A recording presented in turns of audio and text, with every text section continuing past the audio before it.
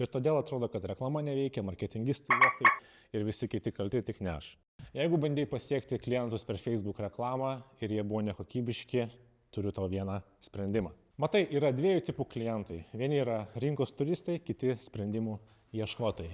Ir kad pritrauktum sprendimų ieškotojus, tau reikia specifinės sistemos, apie ją ir pakalbėkim. Daug kas leidžia pinigus ir siunčia žmonės į netinkamą puslapį arba formą, kuri visiškai nekonvertuoja kliento. Ir todėl atrodo, kad reklama neveikia, marketingistai lochai ir visi kiti kalti tik ne aš.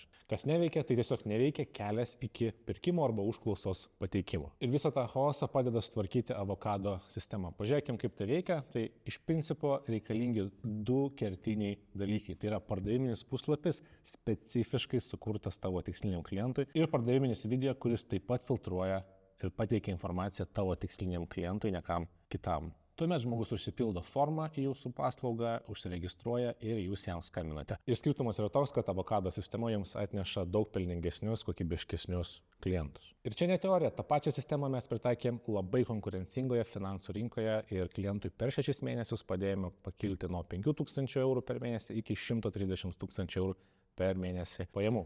Bet iškart tiesiai šviesiai sakau, čia nėra stebuklo kažkokio tai pinigų per savaitę ar greito praturtėjimo, tam reikia įdėti darbo, pastangų. Tai ar tau tinka tokia sistema, spaus nuorodą žemiau, pasižiūrėk video, įsivertink ir galbūt susitiksime pokalbį.